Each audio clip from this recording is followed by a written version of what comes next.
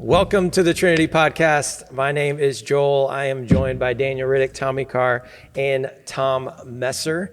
And we are kind of entering into a summer season. And I'm interested from you all in just church life and ministry and your responsibilities.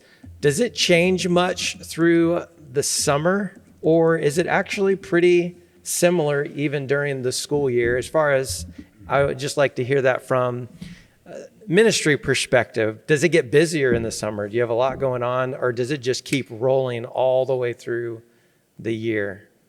What do you guys think? What's it like for you? I mean, I would say yes and no. Two things. Okay. Sunday's always coming. So, I mean, on one hand, it's like every weekend of the year we're going to gather for worship and all that entails. Yeah. And then obviously I think the dynamics of, especially collectively as a staff with family vacations and those kinds of things, it feels different because you inevitably have individuals or groups of people who are in and out periodically. Yeah. But yeah, it's a great season. Yeah, I don't know that I slow down any at all. Yeah. I think there's prep work to be done. Sunday's coming, like Daniel said. Yeah. I don't know that I slow down at all. It's a great time to really refocus. Yeah, I think so. Cool. The campus is a little quieter without the schools in session. Mm-hmm. And so it feels slower, but it's not slower at all. It's just as busy as it is year round for me. Yeah, for sure. What's it like for you, Pastor? Yeah. So May is one of the busiest months for me because it's all end of school stuff. And then kind of towards the end of May and in June, there's a lot of end of year financial decisions and meetings and, budgets and that kind of thing. So July then slows down and then August ramps up. Back to school. So I enjoy July a lot. Yeah. Yeah. I mean, I don't really, the thing about, I've been here so long and truthfully, I can pretty much control my schedule as far as, so it's seasonal. There's some things I do in different seasons so I don't have to deal with it all at once. Sure. Try to manage it that way. Yeah. Well, if July slows down too much for any of you, Camp. I could always use some qualified counselors at camp. So either I'm way, Daniel you know what I'm Riddick saying? on this. No, we're going to leave that to your expertise. We want to empower your leadership. Well, if you listen regularly, you kind of know the drill of what happens on each podcast. We've got a couple of pastors here, and we are talking about sometimes a little bit of everything. Sometimes it's more focused on what we're teaching through as a church. And we've been in a series called Table Talk, and we've been talking about parenting. And you've probably seen our last couple of podcasts. We've hit on a number of different topics. In fact, Daniel and I even had our kids on the podcast one time to talk about parenting. But we're going to hit a part of parenting that we have not discussed, and we're going to do it in a way that does not make this side of the table feel really old. But we think it's important to have this conversation. Here's why it's important for me, and Daniel will be there soon. I'm about to enter this stage. In fact, I did about a year ago. My son is now 18. He has graduated high school, and he is in his first year of college. So we are literally in the beginning stages of what it looks like to parent a young adult. Mm-hmm. And so I thought it'd be great today to talk about parenting adult children. And we see you all as the experts because you have all adult children. And you probably learned a lot. You've learned what to do, what not to do. And a lot of our listeners probably have adult children. So I think it'd be a great discussion. I told you, Joel, I have zero experience parenting adult children, but I am an adult child, and I know what it's like to be parented. And so me too. I feel like I've got a lot to contribute to this conversation. We're going to call this the age episode. The age that is episode. what this is going to be. Yeah. We can now since Daniel's mom's a regular listener, we can get some really good stuff. I'm ready. Trust me. I'm going to ask some questions. So when your mom did this, what did you know? So here's how we'll just kick it off, and we'll just throw questions around. Feel free to jump in. Describe the joys and the challenges when you first got into parenting your kids as they became adults. I'm talking about into the college years and into kind of them beginning their careers and maybe moving out of the house. And what does that look like? First of all, I'll start with this. What are some fun things about that you've enjoyed in that transition?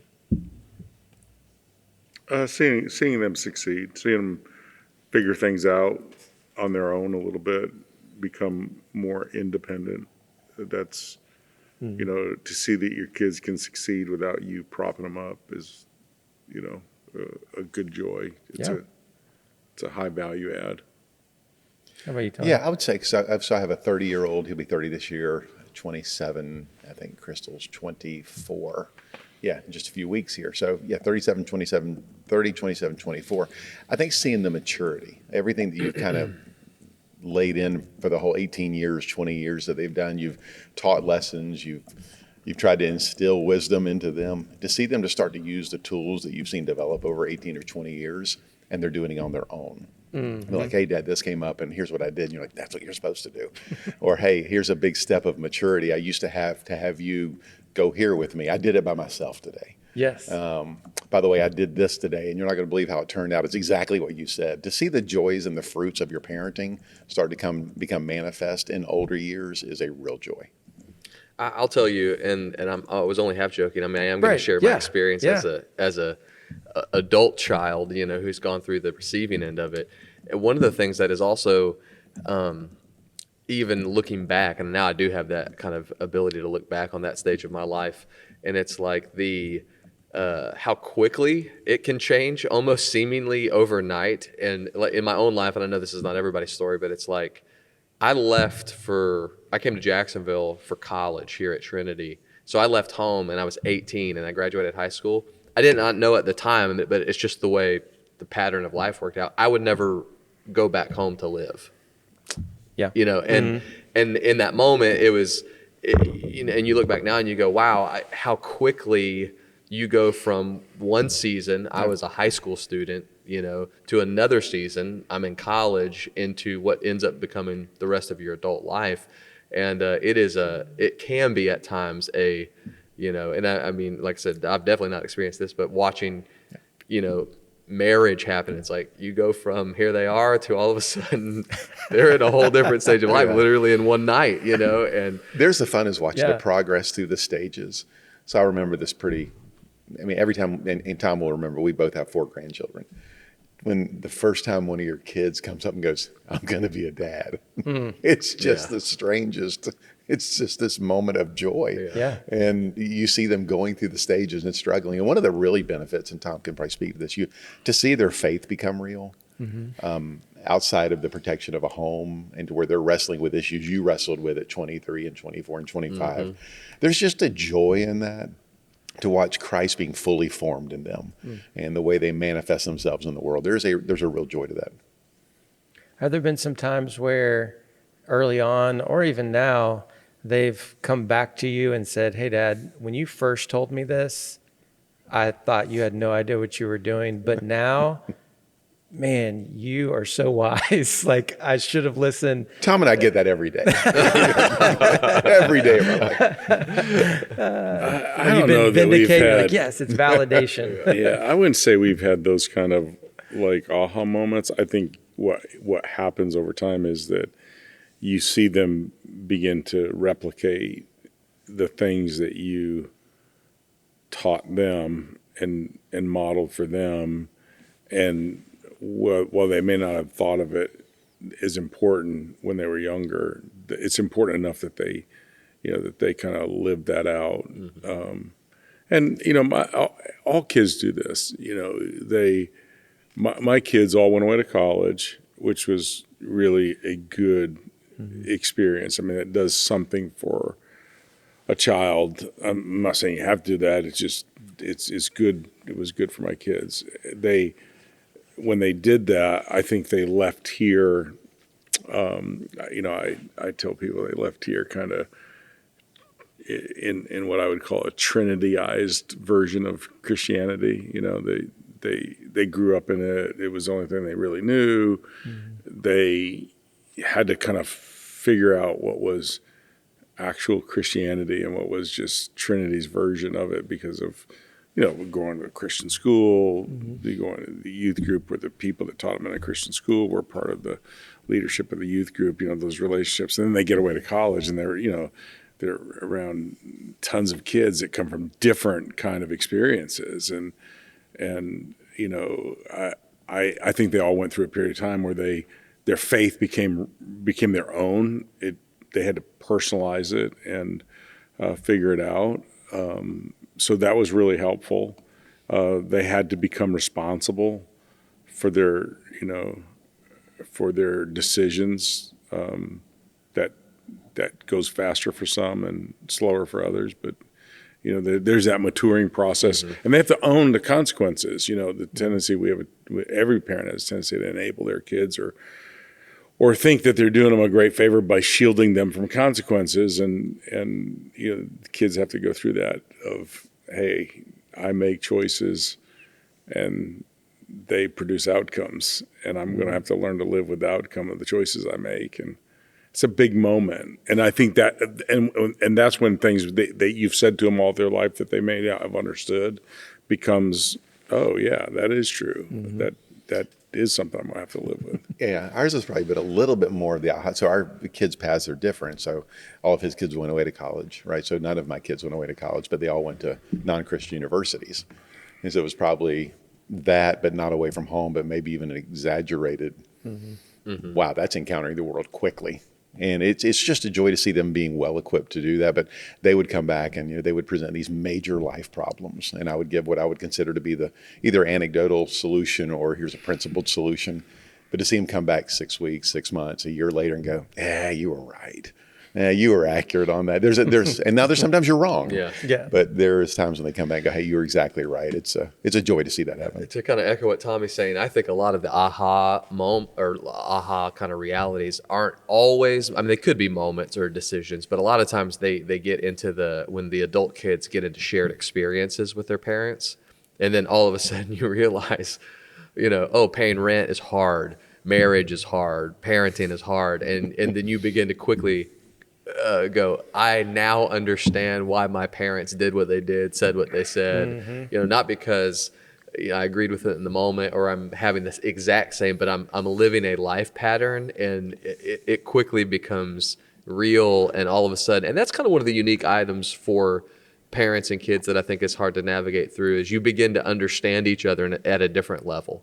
And I think that's a challenging thing on one hand, but I think it's mostly good. I begin to relate to them in a way that I could never relate to them, as a child, maybe even as a young adult. Yeah. As you mature, you begin to relate to them as a peer, and I don't mean that in any kind of disrespectful sense of the word, but hey, we're living life and we're encountering the same kinds of problems now, and that's a really I think in most cases a helpful dynamic, because a friendship can begin in a different way than maybe it was experienced. The dynamic, the way it works out, and you'll probably see this when you get older, is that good time? Is that okay? So you'll start becoming, even, not that you're never not proud of your kids, but as you see them encountering life, you become so proud of them and the way they're attacking it, the way they're addressing it. And for some reason, they begin to look at you, and there's this appreciation of like what you said really triggered a thought in my mind. Christopher's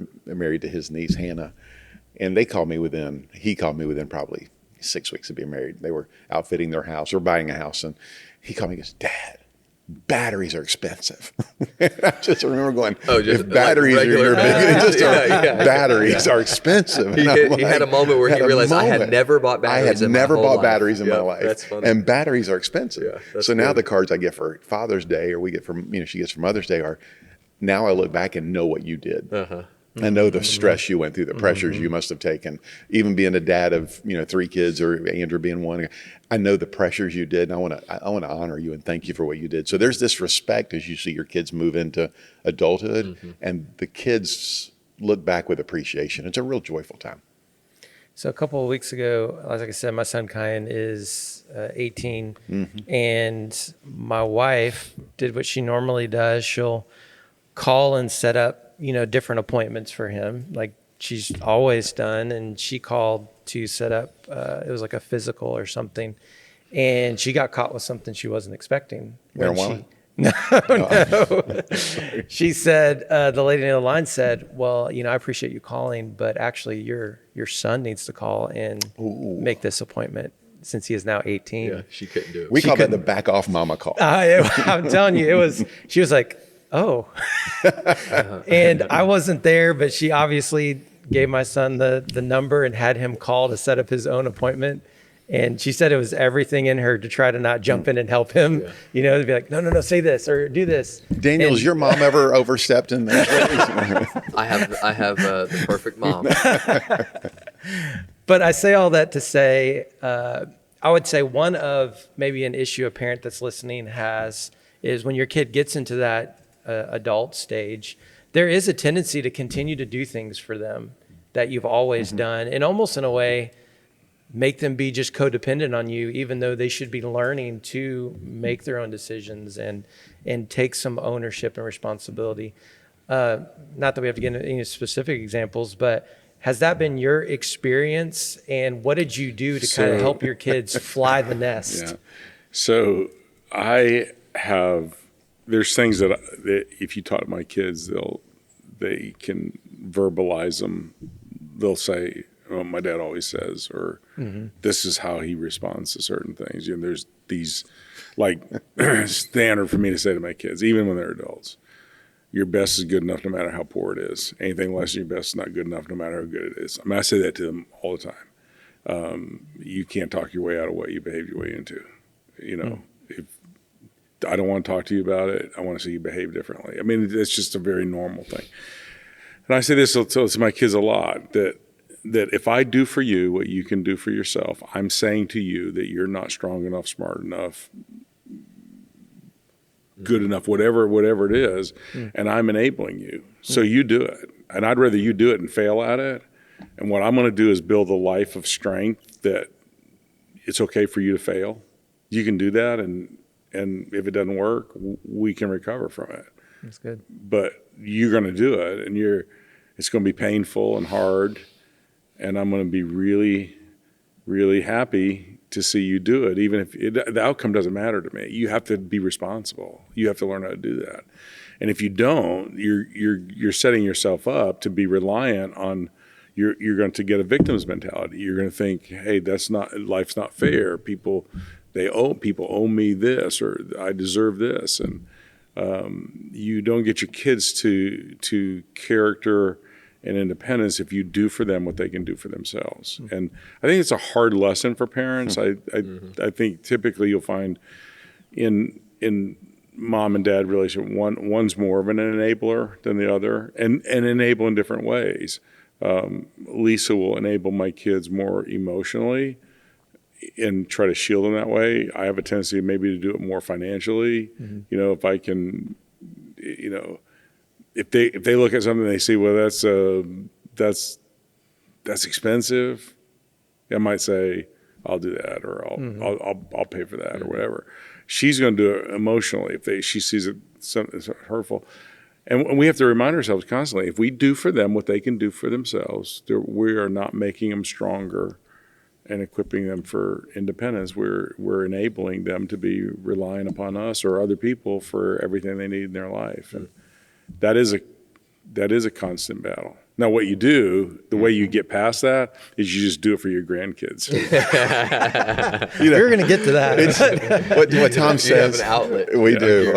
What Tom said is exactly true. And Tom, it preaches really well. It is the hardest thing to live out sometimes. Because here's some of my kids, well, all three of my kids, when they went through COVID, experienced some level of anxiety. They just had that COVID anxiety, and it was pretty pronounced at one point. And so with one of our kids who was experiencing pretty heavily, I said, why don't we talk to just a guy that probably is really versed at doing this, and maybe can give us some hints on how to get through this. So I went going, man, he's going to really tell him this, and this is going to be great. Well, he says, tell me the dynamics of your relationship. And he goes, he's my best friend. We talk about everything. There's never a time that he's not there. And, I can call him any time of the day or night, and he always picks up the phone. And I'm sitting there, I'm thinking like I'm father of the year at this year. I'm like, man, you couldn't be a better dad than I am. And he looks at me and he goes, we got to change the dynamic a little bit. And he goes, you've been a great dad. He goes, but there's got to be a point where there's a little bit of a separation. There's a little bit of a self-work. It's what Tom's talking about. Like, I'm telling you, you're not smart enough. You're not this. And it doesn't mean our relationship's diminished. That's just a hard lesson to learn as far as that. Sometimes the releasing or not being there for everything and not enabling. Very difficult. One of the ways that I think, because parents have a parental instinct is always there for your kids. And that never goes away. That what you have to do is you have to change your role and your relationship with the kids. And I'm actually reading this book about parenting in this kind of crazy culture we're living in. And you can be friends with your kids when they're little, or you can be friends with your kids when they're adults, but you can't be both. You have to choose one. And if you have to be a mentor, you have to be when your children are younger, you have to be a trainer, a mentor, really a full-blown parent. You can't be a friend with them. You change that role when they get to adulthood. So the way I do that, the balance point or the tension point is, when my kids were little, I would do things for my kids. Now, as adults, I do things with my kids, and I'm gonna walk with you through this. I'm not gonna do this for you. And when they sense that, hey, you're there just to help, encourage, guide, whatever, they're still doing it. If you do it for them, they have no sense of accomplishment. They just, that was really hard. Like even kids, I see this with parents. I mean, we get it here a lot, and I don't get too immersed into it from a day to day, but I catch it from, it just floats around in the universe here. But, the kids where their parents get upset every time a kid gets a B in a class or a C in a class or fails a paper, or, and the parent gets panicky. Well, when you track into that, what you find out oftentimes is the parent's doing the work for the kid. And when the kid begins to fail, it's because he's put in a position where he has to do it himself. The parent's not there to do it for him, and they don't know what to do. And, that is a really important lesson.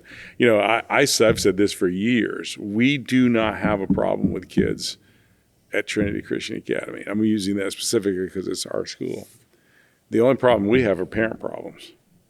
If parents expected their kids, if the parents had the right relationship with their kids and supported the school relationship, our problems are not with it. You can manage kids. It's managing parents, and that wasn't true 30 years ago. If we talk about this a lot with donors and supporters of school, 30 years ago, the typical attitude of a parent was, whatever the authority says. I may not like it, But it was it. Yeah. My dad, when I grew up, it wasn't. They just automatically accepted it, and whatever they did, you were going to get twice worse, right? When I became a parent, I may not have liked it, but I was going to support it. We're getting rapidly to the age where We're there. the parent is adversarial to the authority because his heart is invested. He gets his identity from what happens with the kids, and I think that becomes really the big struggle. If you can't allow your kids to fail, that says more about you than it does your kids. Yeah, it's the way some of the material I went through when we were doing this with our kids is they're getting older. When they're younger, you listen and you fix. That's just kind of what a parent naturally does. You listen to them and you fix their problem. As they've gone into adulthood, now you listen and advise. It's like, I'm listening to your life, and here's what I would advise. But this is your decision moving forward. And what Tom said is true. What's changed a little bit, especially with the academy, the educational institutions. When we were growing up, if Leroy Robertson, that's the principal, would say, hey, Tommy, you did this and this is the punishment, I didn't appeal to my dad. I almost didn't want him to find out because whatever I got at school, I got at home. And they raised me in this environment of mutual authority in my life. to where the school represented authority, my parents represented authority, they supported that authority, and I didn't have this right to go, hey, they treated me unfairly. We were raising you as a group. Then you got into that element of helicopter parents that hover above everything their kids do. Now I've learned we've moved into what they're terming lawnmower parents that are actually mowing the way for their kids to never encounter an obstacle in their life. And it's setting these kids up for such massive failure in life when you're advising them in an area they've never even had skill in getting through. So, yeah, and let me say this: nobody's ever perfect. And I think you gotta. There's times your kids need you to do things for them, and there's times you don't. I think you also have to if you understand birth order dynamics, you understand the unique needs of every child. My kids probably don't want to watch this and do it, but all my kids are good at something, and they all have areas where they may have blind spots or something's a little harder for them. My problem is not trying to step in and help my kids where they're good at things. It's always in the areas where I think that they might have a weakness. And you can't say based on what Tommy and I are saying. My point is this: don't make perfection as a parent your goal. You're not going to be perfect. You're going to do things that after you do it, you're like, probably shouldn't have done that. Or you may even know before you do it, there's probably a better way to do it, but you do it anyways because whatever the reason. So the thing is, here's probably the most important: have a level of self-awareness, and it gets here's a complexity, right? My relationship with my daughter can be complex for my son-in-law, and occasionally my wife has to remind me, and Patrick and I have a really good relationship, my son-in-law, and he said this to me the other day. He said, my goal is to raise Blair Alice, which is my granddaughter, so she doesn't have to depend on her dad to fix all her problems, which is a commentary on how he would view my relationship with Christy. how'd that taste coming out? I mean, it was a very, we were having a very, it was a really healthy conversation. And it was said some tongue in cheek, it was said, and I think probably, if Christy hears this, she'll be irritated. But She's good. and then I said to Patrick, I said, no, actually what probably what's going to happen is Blair Alice is just going to be more dependent upon me than, she figures that out quickly.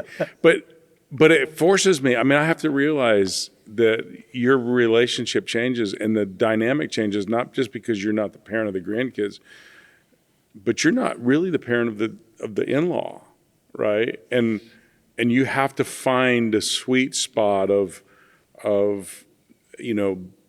boundary, a healthy boundary in the way that you relate to both your kids as adults and to your son-in-law, daughters-in-law, whatever the case is, and finding that can be really critical. It's a sign of health. And I think the two ditches are on one hand is enablement, which I think we've talked about. The other one is on the other extreme would be like abandonment. And I think back 20 years ago when I was really navigating this transition, and my parents aren't perfect, and I do think they really, in this area particularly, they did really well, and it was not that they ever, and this is true, that they ever had to step in and bail me out of some situation. But what was true, and is true actually to this day, is that I did know that if I was in a crisis or a real need, that I could call them and they would help.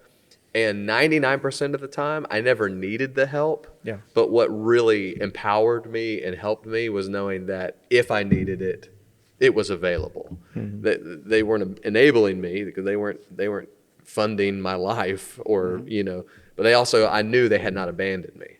And that is a really, I think what you said, those boundaries, getting those on both sides of the ditches allow you to live in a really healthy way, because I recognized, hey, my life was my own, and I had to be responsible for the choices I was making. And also, I was and have been blessed to be in a dynamic and a loving relationship where I knew I wasn't alone, and that, if a real crisis showed up, that my parents would be there for me. And that's, like I said, 99% of the time, that's all I needed. I didn't actually need the actual help. I need to know that help was available. Mm-hmm. And it makes the dynamics on the adult child side, I think in a lot of those years of transition, that's what they really need to know. So setting those type of boundaries, how difficult is that? Because we know there's a lot of times you could probably give some advice when it comes to a marriage relationship or maybe how your kids parent. And are there times you just have to bite your tongue and say, you know what, I could say something right now, but I'm just going to respect the boundaries and I'm going to allow them to learn the hard way or allow them to fail in this situation. And then if they come and ask me for advice, I will give it. How does that work with your kids? Every kid's different. They're all personalities. And I do think, like I would tell you that it's easier with the boys, harder with the girl. And that probably makes it a little more, that makes it complex because you're not the same with everybody, which I don't think you should be. Every kid's uniquely different, and that's true. I think you have to give them space, and they find their own, once they find themselves in the way they're going to approach things, then you see how you fit in. If you keep trying to force that before, you got to give them, and that is really rooted in that whole idea of that you leave father and mother and cleave to the wife. And that's a two-way street. There's a lot of parents that won't let their kids leave. Oh, that's good. And you have to let them leave to be able to join.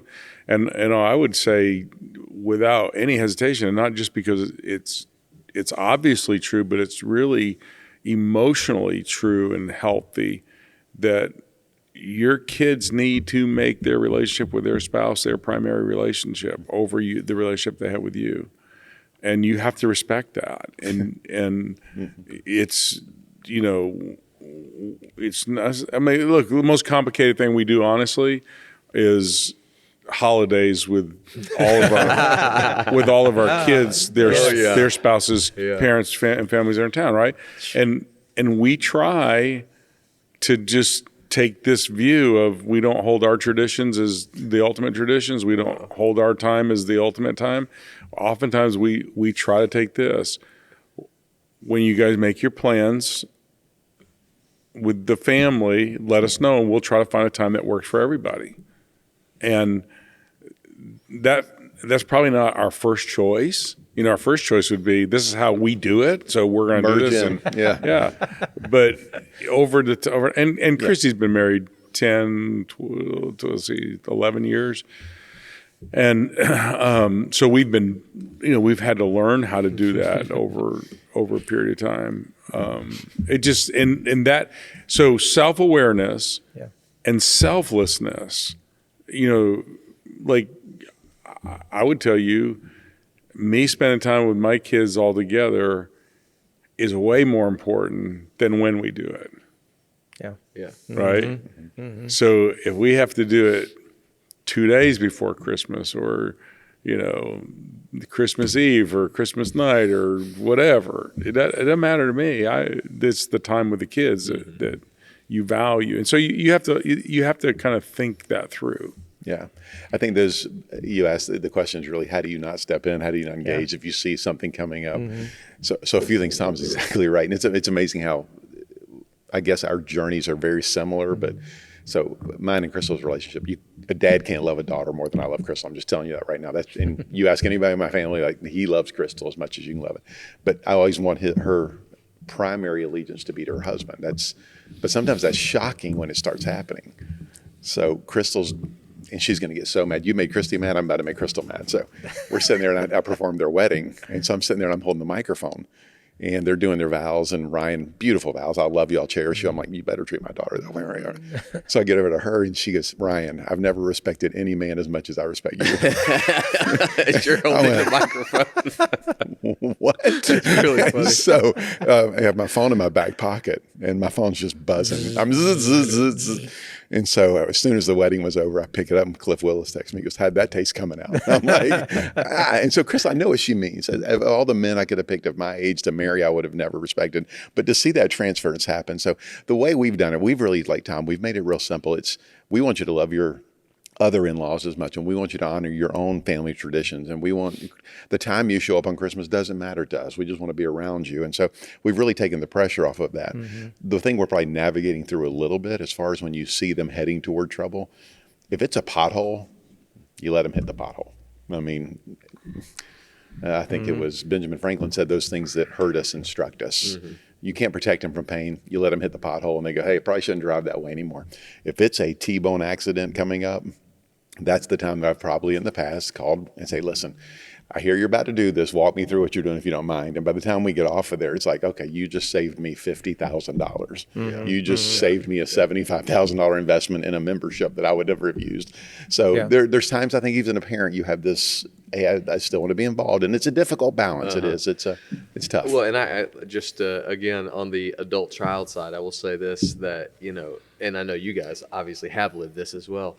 It's challenging for the adult kids as well to navigate all of those dynamics, you know, with in-laws and with their parents and family traditions that, you know, I know everybody's family's dynamics are different, but some families have traditions. Yes. And some families have, you know, unbreakable, you know, and all of those things become really complicated. And I do agree. It is that idea that, hey, the managing that determining what the things you really want are, which is what you said. Yeah. We want the time together, and then we're going to be flexible. We're going to hold that tight, and then we're going to be open-handed on some of the things that are, you know, more. I'll share a funny story real quick. So this is we probably all had something like this. I think it was the first Christmas Jen and I were married. It had to be the first Christmas, and I had not thought one thing about this. We made some plans about what we were going to do on Christmas Day. And I just was on a phone call with my mom, and I told her just like this was no big deal. I just said, hey, yeah, we're going to be in North Carolina on Christmas. And it was like, I think for her, it was the first time she had, you know, and it did not go well. My mom and I have a great relationship, and I could tell instantly, like, we were not in a good spot. That's not the way she wanted. That's not what she wanted to hear. And I began to explain why, and I'm sure what I said was horribly, you know, didn't help her get comforted. And I walked back. I was in the church office, and I walked back in, and this was the second dumb move that I made. Yeah. I walked right into Toni Warren, who everybody listening, she's a wonderful lady, and she's kind of like a mom in the office. All right. Mom. Yeah. And I walked right into her, and I started to kind of complain about how my mom had reacted and explaining why I wasn't going to be there. And she looked at me, of course, at this time I was probably 21 years old. She looked at me and she said, you better get to your mother's house on Christmas. She just took me to task, you know, about the decision I had made. And she sided with her completely. And all that to say, it all worked out, I guess, but it's difficult. It's the thing. Here's where, and Tom can, I'm sure, follow up on this as well, but you're preparing your kids all their life to fly. Yeah. Don't be surprised when they do. When they fly. Yeah. And so there's this moment like this year for the first time in our life. So my whole life from 1994 until last year, Christmas Eve was putting together toys and packing them under the tree and making sure the lights went on. They were wrapped. The first time this year, Christmas, we lay down and Reddy goes, well, it's just going to be us tomorrow. In the morning. Oh, yeah. Tomorrow morning. Yeah. And I said, well, we're going to have a great time. I'll get up and make coffee. And I'm like, I can't say anything that'll make this better. And so she just said, she goes, it's the first time in all of our life that it's just going to be us in the morning. And she said that first thing, she goes, but this is what we train them to do their whole life. Yeah. And so you rejoice in that they're flying. Yeah.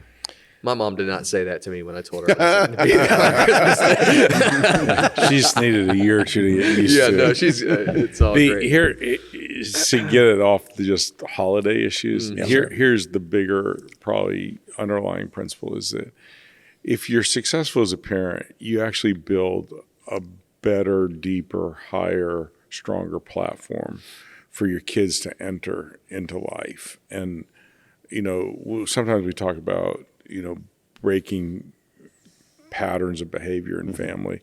But really, the whole idea is that every generation makes a new family unit. And I'm really big on this. I talk very specifically with my kids about it, is that, they should put their children in a better position to flourish, whatever flourishing looks like.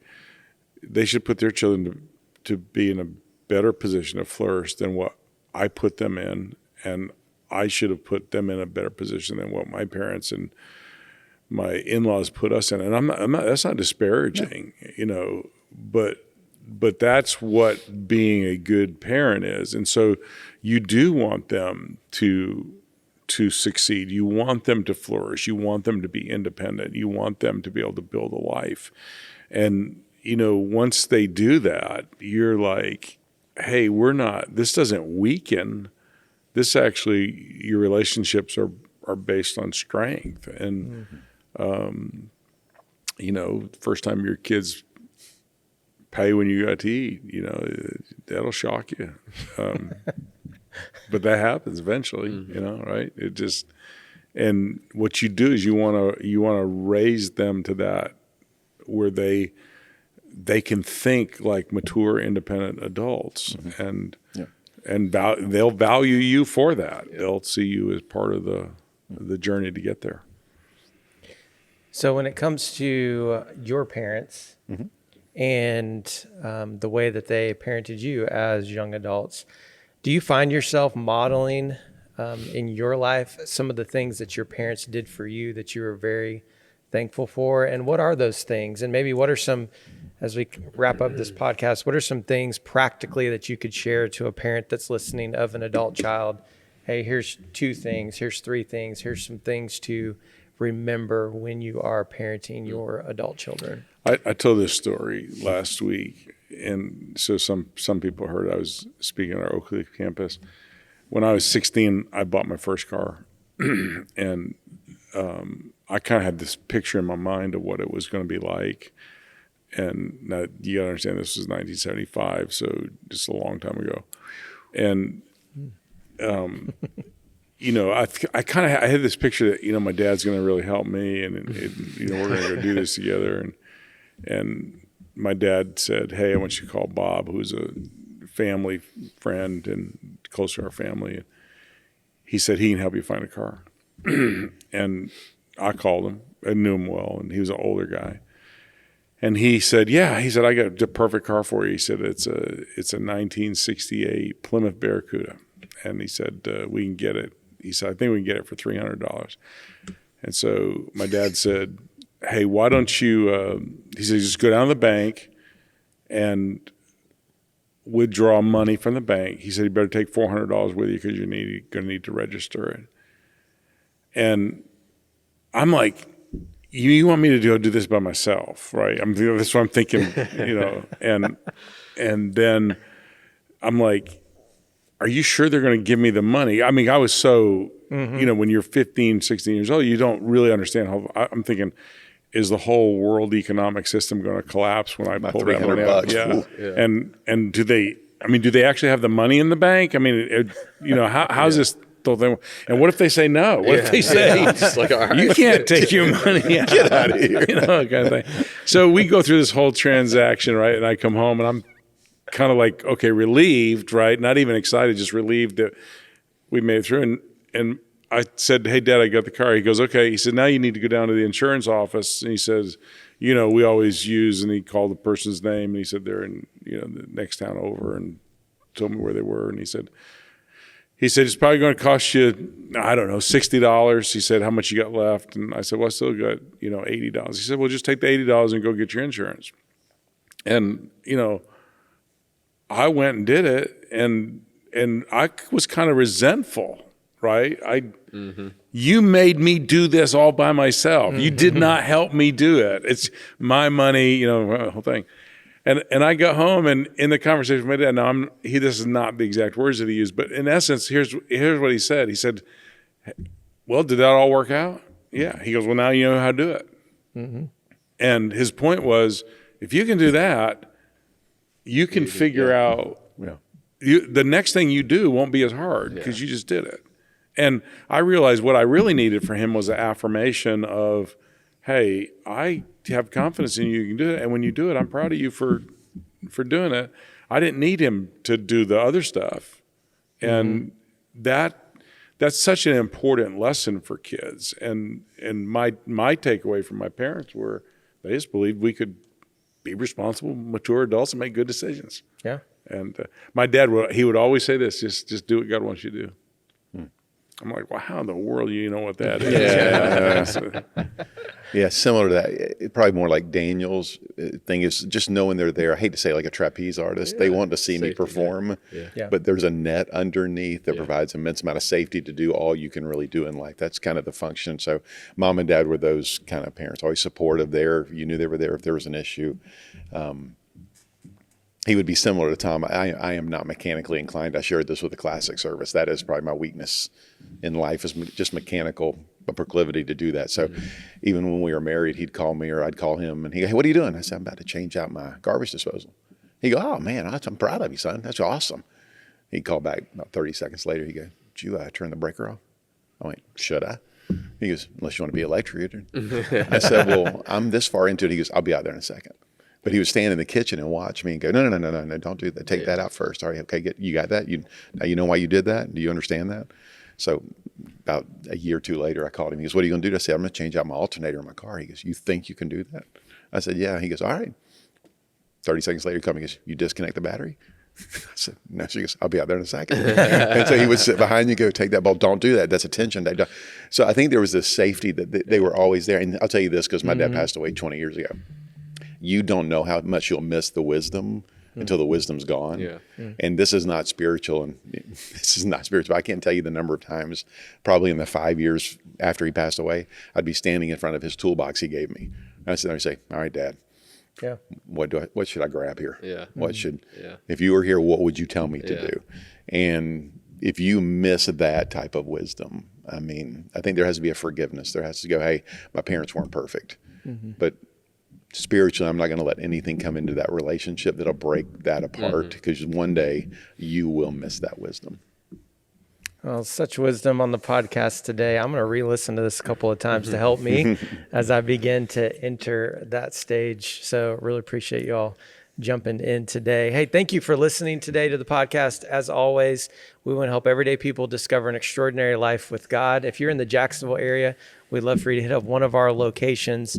You can find more information out about that at tbc.org. We will catch you next time.